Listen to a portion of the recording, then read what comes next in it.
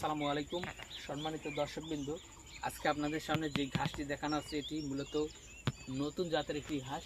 এই ঘাসটির নাম হচ্ছে তাইওয়ান হাইব্রিড এবং এই ঘাসটি একেবারেই বাংলাদেশে নতুন। মূলত এই গুয়াতিমালা ঘাসের পরে এই ঘাসটি বাংলাদেশে কিন্তু আনা হয়েছিল। দর্শক দেখেন কী পরিমাণ ঘাস হয়েছে আমাদের এই জমিতে। একবারে প্রথমবার লাগানো এই ঘাসটা, তারপরও যে পরিমাণ ঝাড় হয় এই ঘাসে, প্রচুর পরিমাণে ঝাড় হয়, ঝাড়গুলো অনেক বড় হয় এবং ঘাসগুলো অনেক বেশি লম্বা হয়, মোটা হয় এবং প্রচুর মিষ্টি হয়। তো দর্শক শ্রোতা, আমরা মূলত এই তাইওয়ান হাইব্রিড গাছটি নতুন লাগিয়েছি। দর্শক, আমরা নয়, এই গাছটি বাংলাদেশেই প্রায় নতুন এসেছে, সে কারণে এই তাইওয়ান গাছটি এখনও এই খামারিরা কিনে না বা কেনারও কথা নয়। তো দর্শক, হয়তো আরও 2-1 বছর পরে এই ঘাসটি মূলত সব খামারে নিয়ে চাষ করবেন।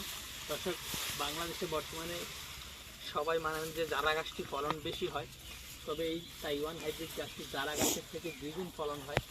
দর্শক শ্রোতা, এই ঘাসগুলি মূলত শীতকালীন সময়ের ঘাস, যেহেতু এখন কাটিং রেডি হয়েছে। আপনারা জানেন এখন মার্চ মাস চলছে, মার্চ মাসের আজকে হয়তো বা 13 তারিখ বা 15 তারিখ এরকম হতে পারে। এই ঘাসের বয়স হলো 4 মাস।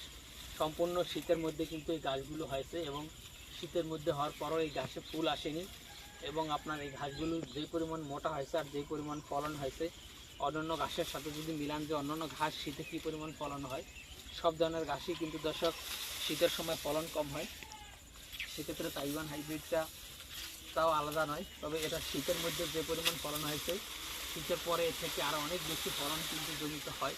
তো দর্শক, আপনারা চাইলে এই তাইওয়ান হাইব্রিড চাষ করবেন সেটাই বলছি না, আমাদের কাছে বর্তমানে তাইওয়ান হাইব্রিড, তারপর ইন্দোনেশিয়ান স্মার্ট নেপিয়ার, তারপর জারা ওয়ান, তারপর সবুজ পাকসন, লাল পাকসন এবং এলিফ্যান্ট হাইব্রিড এবং পানিতে চাষ করা হয় জার্মান হোয়াইট, গুয়াতিমালা সহ সব ধরনের ঘাসের কাটিং আমাদের কাছে রয়েছে। তো দর্শক, আপনি চাইলে যে কোনো ঘাসের কাটিং আমাদের কাছ থেকে সংগ্রহ করতে পারেন।